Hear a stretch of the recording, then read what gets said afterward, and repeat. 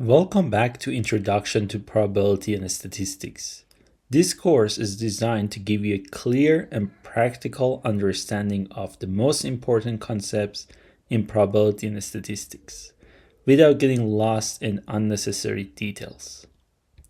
In this course, we'll focus on the essentials of probability distributions, random variables, and statistical inference. This lecture mainly focuses on the expectation of random variables. The full lecture notes are available online. Just check the link in the description below. If you like this course, like this video, and subscribe to Dr. Data Science for more content that makes complex topics easy and simple. Let's get started. So we know that a random variable is a way to quantify the outcome of a random experiment. Previously, we looked at the case where we had two coins and we assigned one to heads and zero to tails, and then we look at the sum of the two experiments where we got 2, 1, and 0 as a discrete random variable. So here is the question: how can we even simplify a random variable more such that we can represent it using, let's say, just a single number? And that's the idea behind the expectation of a random variable. So let's look at the formal definition of the expectation. If x is a continuous random variable, then we know that x has something called probability density function, or PDF, and the expected value of x, which is denoted by this E notation here, is the integration of x, f of x, dx from negative infinity to infinity. The way I like to think about this is that if we put the integration part away for a second, we're going to multiply each specific realization of the random variable x by the corresponding value of the PDF. And that's exactly the same idea when we have a discrete random variable, except for the fact that now we have a countable number of values, and therefore we are using something called PMF, or probability mass function.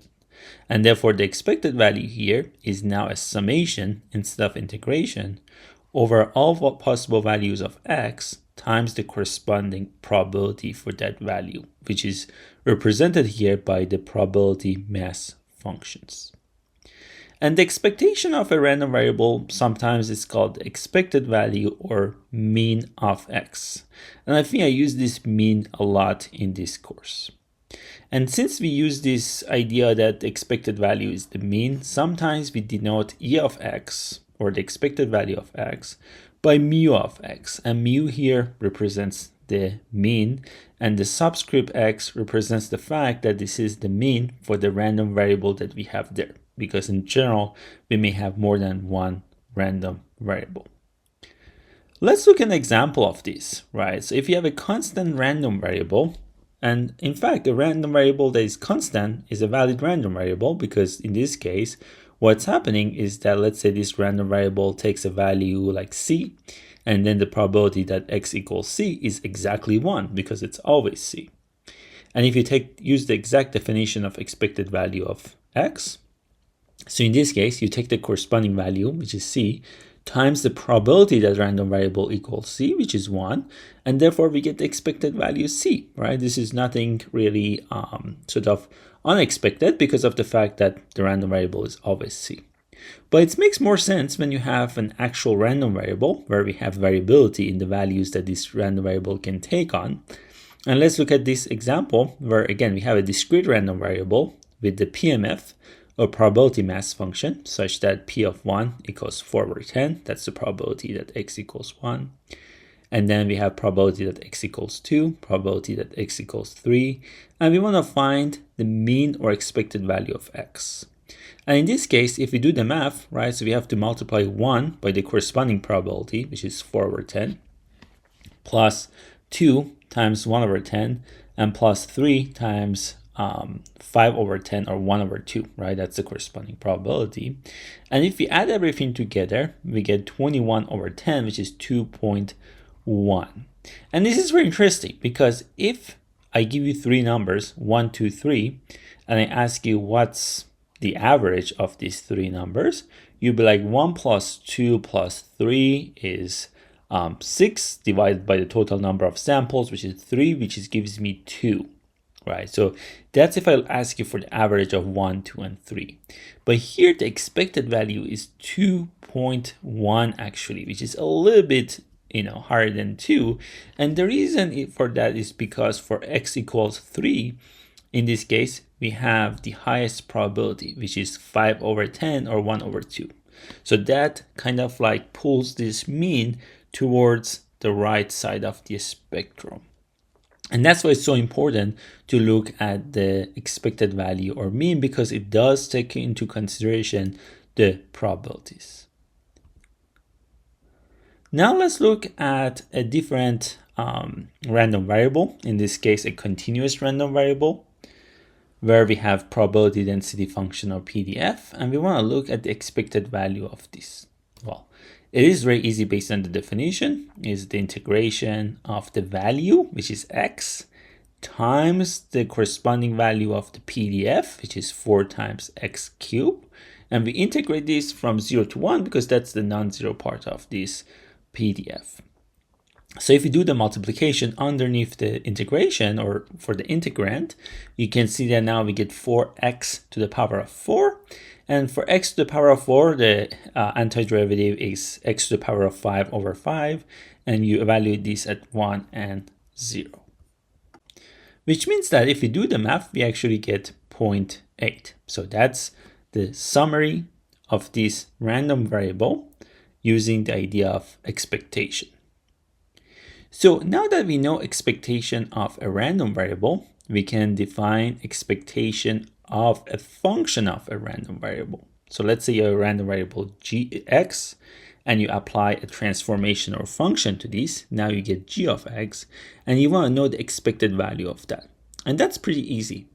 You evaluate the value of g of x for any given value or observation of x, and you multiply that either by the PDF or CDF, and if it's discrete, you do summation. If it's continuous, you do integration. So we get these two formulas that we have here for expectation of a function of a random variable.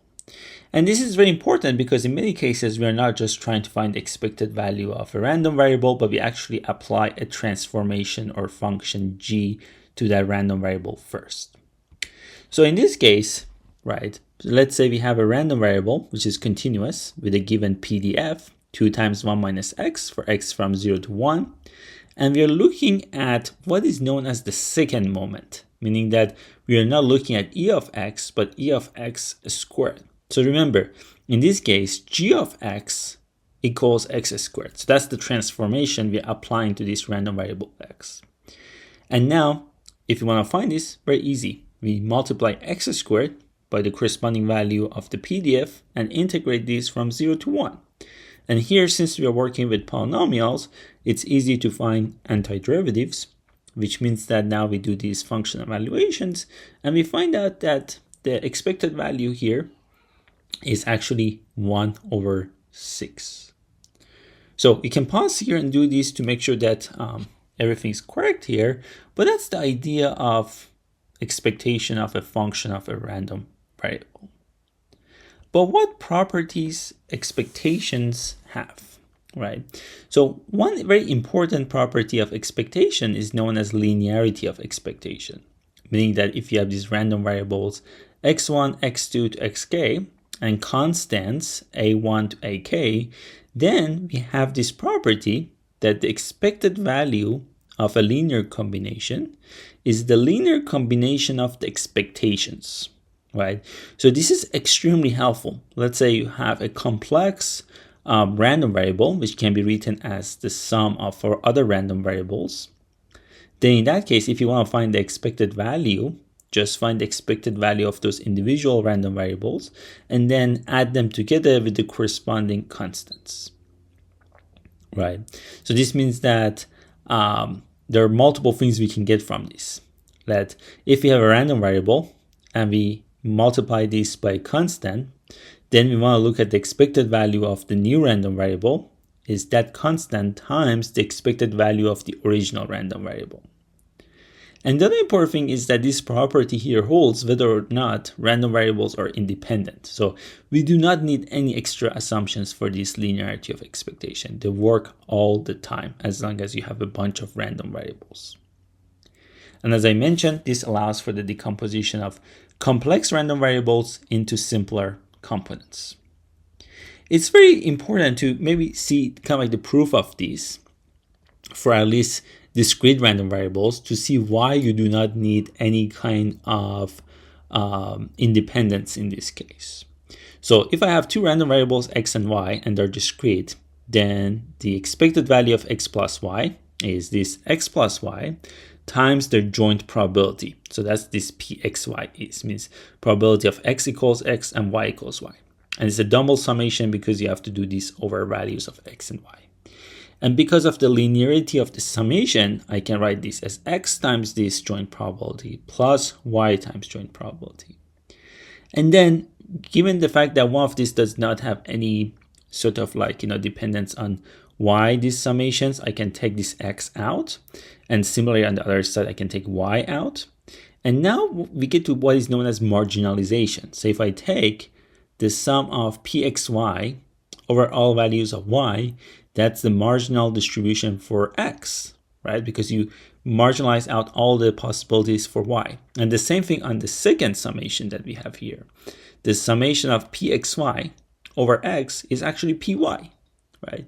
And therefore, now you can see that you get e of x for the first summation and e of y for the second summation. So this is just a very easy proof of this for discrete random variables to show you that you do not need dependence or independence or any of these things between random variables to prove linearity of expectation. It works all the time.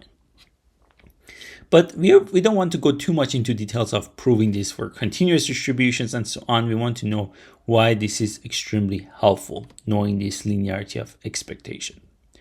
So the idea is that when we have a random variable, obviously we can define the mean or expected value to see what's the most likely value of a random variable that they can take on multiple values.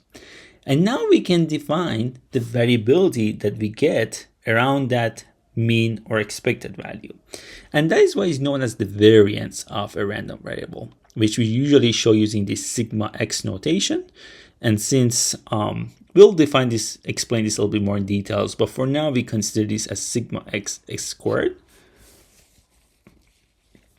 which means that the way that we define this is the expected value of the difference between x and its expected value squared, right?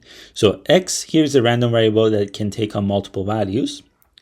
We subtract each value from the mean or expected value, and we are looking at the average or expected value of these differences squared. And the nice thing is that if we expand this squared term inside the expected value, we get x squared minus 2x mu x plus mu x squared. And if we apply the linearity of expectations to these three random variables, meaning x squared, 2x mu x, and mu x squared, you can see that now actually we have three terms, e to the x squared, which is that second moment that we mentioned. And then we have this negative 2 mu x ex. Remember, again, using the linearity of expectation, mu x is constant, so it comes outside. And then we have e of mu x squared, and mu x is a constant because it's the expected value, right? So if you do the math here and substitute here ex equals mu x, we can see that, the variance can be defined as e of x squared minus e of x squared. And one thing I wanted to emphasize here is that these two terms are not exactly equal, right? Because one is expected value of x squared, meaning that now you have this random variable which is x squared. And the other one on the right side is e of x, meaning that first you find the expected value and then you square it. So remember, linearity of expectation here, right, does not apply to this problem here directly because this is a quadratic function, right? So you cannot just say that, if I want to find e of x squared, I'm just going to find first e of x and then square it. That does not happen at all. That's not linearity of expectation. And you can see that since this variance is always greater than or equal to 0, so this means that e of x squared in general is greater than or equal to e of x squared. And e of x squared is called the second moment of x, and then e of x squared, which is mu x squared, is the square of the first moment. And based on this, we can define something called a standard deviation, which is the square root of variance. And that's exactly why before we used the notation sigma x squared, because that's variance. And if we take the square root of that, now we get a standard deviation. So my recommendation always is to first find the variance, because you don't have to deal with that square root. And if somebody asks you for the standard deviation, then in the last step, take the square root of whatever number you get. So let's look at this time uniform distribution. So uniform distribution is equally likely in an interval when you have continuous distribution, which means that if it's defined from negative a to a, then the value of f of x should be 1 over 2a, so that the area under this is exactly 1, to make sure that that's a valid probability density function. So in order to find the standard deviation, you do the same steps we mentioned. First, you find the first moment, which is the expected value, x f of x. You get this antiderivative here, x squared over 2. And you can see that in this case, you get a squared minus the a squared over 2, which means that it's 0. And that's expected, right? Because of the fact that for a uniform random variable from negative a to a, the expected value is right in the middle, which is 0. And then you find the second moment, which is x squared times f of x dx. And in this case, you can do the math. You can see that now the antiderivative is x cubed over 3. And overall, you get a squared over 3. And this means that, so in general, you have to now subtract this number by mu x squared. But remember, mu x is already 0, so you don't have to do anything else. And if you're looking at the standard deviation, you take the square root of this, which is a over square root of 3. Something which is very important for variance, variance is not a linear operator, does not have linearity. We don't have linearity of variance. So if you have two random variables, x and y, in general, variance of x plus y does not equal to variance of x plus variance of y. And instead, actually, we have if you have only like, let's say one random variable and multiply it by a constant a and add by a constant b, you can prove that this transformation of the original random variable, b does not change anything because it's just a shifting, and the variance actually gets multiplied by a squared. That's extremely important to remember for the rest of this course, right? That if you multiply a random variable by a constant a, the variance is scaled by a squared. The other thing which is very important to know, if you really want to know whether we have linearity of expectation type formula for variance, we do have a version of that, but in this case, we need an extra assumption, meaning that the random variables must be independent. And we defined the independence between events before, meaning that observing one should not change anything about the other random variable. So in this case, yes, we can write the variance of the sum of random variables as the sum of variances, but we do need the independence between them.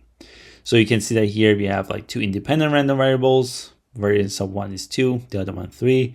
We want to find variance of 5x minus 2y. And remember, one thing which is very important is that when you multiply a random variable by a, the variance gets scaled by a squared. So this means that now we have 5 squared times variance of x. Then we have a negative 2, which is going to give us negative 2 squared variance of y. So in this case, we actually add these terms together. So make sure you do not subtract things, right? Because that negative 2 times a random variable, regardless of that negative sign, the variance is going to get scaled by negative 2 squared, which is 4. And then gets multiplied by the corresponding variance, which is 3. And you can see that in this case, variance is 62. The last thing we cover in this video is moment generating function, or MGF, for a random variable. And as I said, we already know how to find expected value of a function of random variable. And that function right now is e to the tx, right? So it's exponential of a constant t times your random variable x. That's why moment generating function is actually a function of t, right? So t is something that is a constant here, and then we can plug in values that we want. But regardless, the definition is very simple, right? It's this negative infinity to infinity of e to the tx times the PDF if it's continuous, and times the PMF or probability mass function if it's discrete. So one is integration, the other one is summation. But why is it important, this moment generating function? If you take the first derivative of this, and remember that expected value is a linear operator, meaning that you can take the derivative inside this expected value, then you can easily show that after you take the derivative with respect to t, if you set t equals 0, that gives you exactly expected value of x. And if you take a second derivative, again, before you set t equals 0, as long as whenever you have a function of t, and meaning that you have the second derivative now, and then set t equals 0, that gives you the second moment of a random variable. So to summarize this, if you're looking at different moments, meaning that you want to find the first moment e to the expected value of x, the second moment e or expected value of x squared, and then you want to go higher moments like expected value of x cubed, x to the power of 4, and so on, you can just take the corresponding derivative of the moment generating function and then set t equals 0. That's the key thing.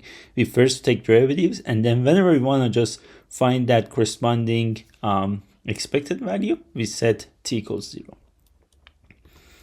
So in this case, let's say we have a random variable that has this moment generating function e to the tx.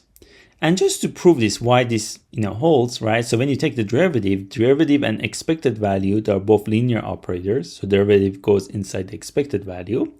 And e to the tx, because of the nice properties of the expected value, right? And remember here, we are taking derivative with respect to t. So x is kind of like the constant that we have always. So we get x e to the tx. And therefore, if we find this moment generating function after the first derivative, when we plug in t equals 0, then we get x e to the 0, and e to the 0 is 1, so that's expected value of x. In order to show this for the second moment and things like that, you have to take one more derivative of this x e to tx, and then set t equals 0, and you should be able to see that what we have here, that if you take the second derivative, set equal to 0, that gives us e of x squared. So just to see how this works, again, let's look at the exponential random variable. In this case, we have a scale parameter theta. Before we set this equal to 4 in the previous video, but right now let's look at the general form. So we have 1 over theta e to the negative x over theta for x greater than or equal to 0. And for x less than 0, it's 0.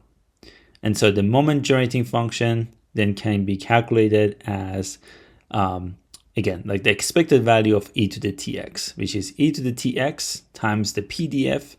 And in this case, we get this nice exponential function, right? And so one thing that is very important here is that in order for this integral to converge, we require this exponent, right? This t1 minus 1 over theta to be negative actually, right? Because we want this function to go to 0, which means that t should be less than 1 over theta. That's something to keep in mind here for just the convergence of this integration, meaning that we want to have a well-defined moment generating function. And so under this condition, right, so you're gonna find the antiderivative, right, which is this xt minus 1 theta over whatever that constant is, which is t minus 1 over theta. You set 0 and infinity and evaluate this. At infinity, this gives us 0, right, because this function goes to 0 at infinity. And at 0, we get this 1 over t minus 1 over theta.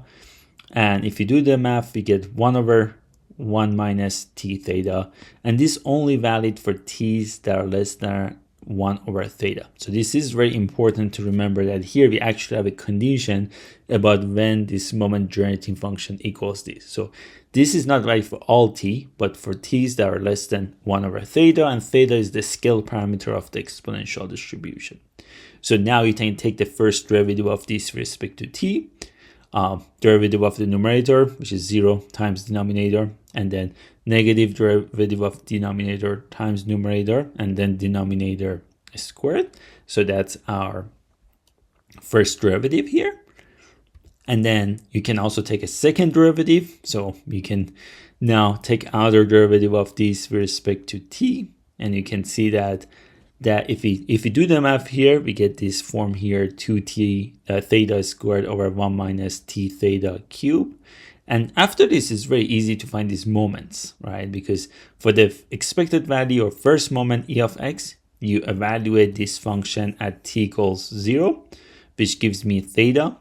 And then you have to set again t equals 0 in this formula that we have here for the second moment, or e of x squared, which is 2 theta squared. And then finally, remember, in order to find the variance of this random variable, you have to do e of x squared minus e of x squared, right? So the second moment minus first moment squared, which means that we get 2 theta squared for this second moment, and then minus the first moment squared, which gives me theta squared.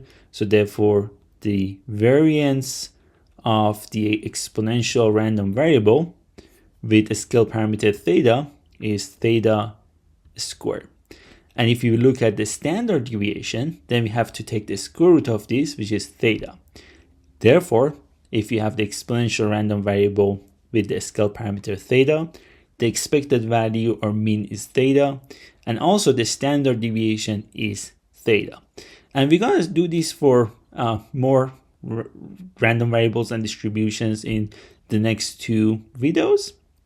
But you can see that you already have the foundation to do this using tools such as expected value, expectation of a function of a random variable, and also moment generating function.